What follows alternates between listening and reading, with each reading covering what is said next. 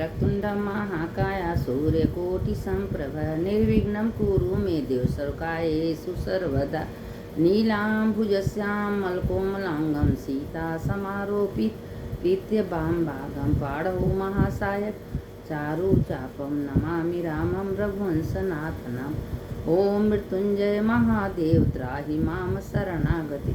जन्म मृत्यु जरा व्याधि पीडितं कर्मबन्धनं सानन्दमानन्दवने वसन्तम् आनन्दकन्दं हतपापवृन्दं वाराणसीनाथनाथं श्री विश्वनाथ शरणं प्रपद्ये। देखिए, जो मंत्र हम बोलते हैं इसीलिए हम बार बार बोलते हैं कि आप लोग याद करके रोज़ बोलिए। 1 करोड़ रामायण करने का फल आप लोग को इस खाली मंत्र में है, नीलाम वाला, इसीलिए हम बोलते हैं। अब देखिए कि हम कथा आप लोग को सुनाने जा रहे हैं। बार बार कहते हैं कि आप लोग भी सुनिए, दूसरों को भेजिए। शिव पुराण की ग्रंथ है, ये शिव पुराण की कथा व्यर्थ जाने वाली नहीं है। आई सुनते सुनते सुनते शिव जी उसकी आत्मा में विराजमान होंगे। अब देखिए कि पार्वती जी कथा सुन रही हैं, महादेव सुना रहे हैं। और वो कहाँ कथा सुन रहे? गंगा के किनारे बैठ के। तो पार्वती माता एक दिन पूछ रही थी महादेव से कि प्रभु हमको ये बताइए कि आप जो कथा शिव पुराण के ग्रंथ में आप इसमें जो अगर पूर्ण रूप से विराजमान हैं तो सारे भक्त आपके याद करते हैं, आपका कथा सुनते हैं। जो श्रद्धा से प्रेम से दिल से दिन भर उठते बैठते हमारा श्रेय दे के करता है, उसी के हृदय में हम विराजमान होते हैं। और जो इसी तरह मनमानी करता है उसके संग हम नहीं रहते हैं। हम श्रद्धा के भूखे, भगवान की तो कोई कमी नहीं है। भगवान पत्रम पुष्पम फलम तोयमे भक्त्या समर्पयामि। हमारे पास जो कुछ है भगवान आप ही का है, हम आपको अर्पण करें। मेरे पास क्या है? हम तो खाली हाथ आए हैं, खाली हाथ जाएंगे। यहाँ जो कुछ है आपका है, आपका हम यूज कर रहे हैं, आपका खा रहे हैं, आपका पहन रहे हैं, आपका ओढ़ रहे हैं। और जाने समय सब भगवान कहते हैं कि अब तुम मेरा दो, मेरे साथ चलो। तो जरा विचार करें कितनी लंबी चौड़ी शरीर में क्या है? वही शिव शक्ति आत्मा है। तो वही आत्मा से पूरी शरीर चलती है, डुलती बोलती, क्योंकि वो आत्मा के लिए शरीर को धारण करना पड़ता है। आते समय तो लोग शरीर लाते हैं, जाते समय शरीर भी नहीं जाता है, शरीर इसी जगह रह जाता है। वही जो शक्ति आत्मा है तो हमारे कर्मानुसार हमको सुख दुख अच्छा बुरा सब मिलेगा। वहाँ चित्रगुप्त हर माने में एक एक चीज़ बैठ के लिखते रहते हैं कि क्या हो रहा है, क्या नहीं हो रहा है, कितना आपको सत्संग लग रहा है, कितना नहीं लग रहा है, कितना आप धर्म कर्म करें, वहाँ एक एक चीज़ लिखा जोखा होता रहता है।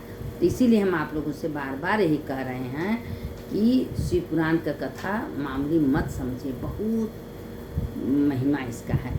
तो अब पार्वती जी से महादेव बता रहे हैं, देखो पार्वती कि एक ब्राह्मण थे, बहुत गरीब ब्राह्मण थे। वो उनके 2 बच्चे थे, उनकी बीवी थी, लेकिन उनका बहुत मन था अमरनाथ यात्रा करने के लिए। तो धीरे धीरे पैसा जुटा के अमरनाथ यात्रा जाए लगे। जाते जाते रास्ते में क्या हुआ कि बस जो है गिरने वाली थी खाई में।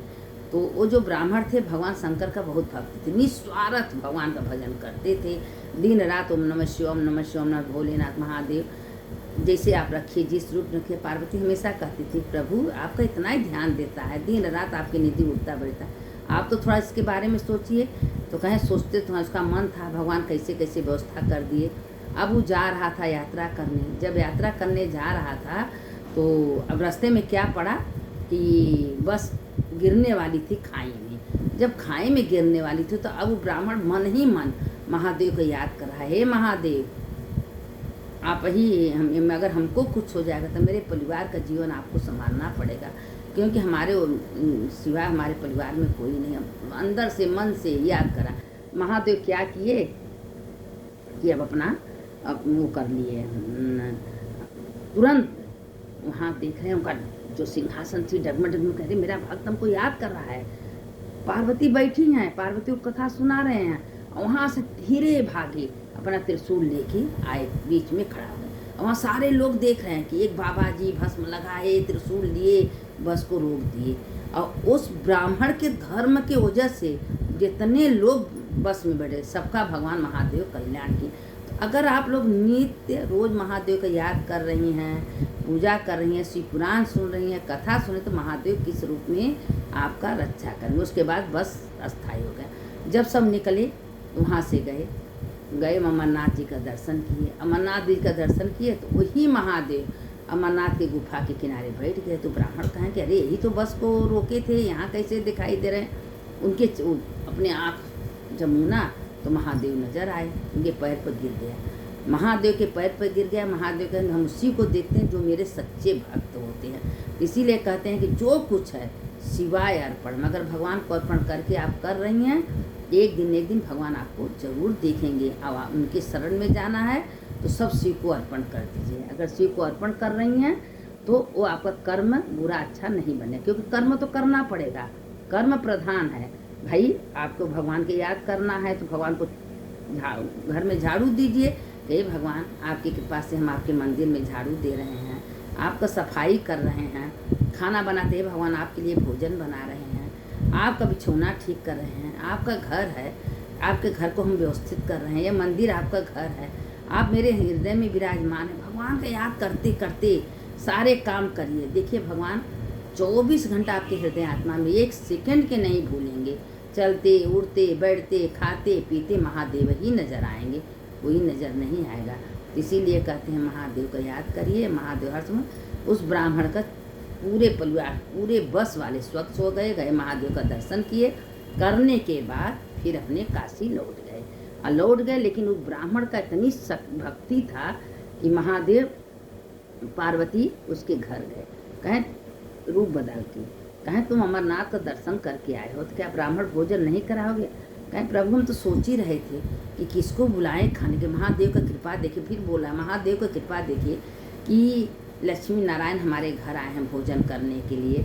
अब वो अपना पूड़ी सब्जी खीर जो है बनाया, गौरी शंकर को भोजन कराया। भगवान कहते तथास्तु, आज से हम वरदान दे रहे हैं कि जो भी प्राणी हमारे यहाँ यात्रा करके आएगा, पति पत्नी को भोजन कराएगा, उसके घर में सुख शांति समृद्धि आएंगी।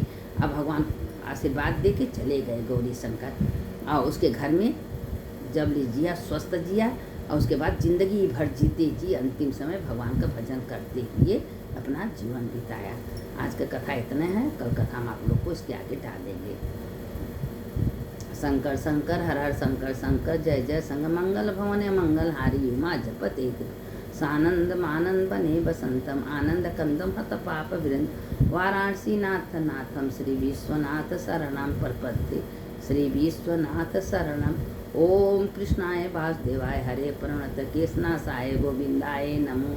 सुनने वाले की जय, सुनाने वाले की जय।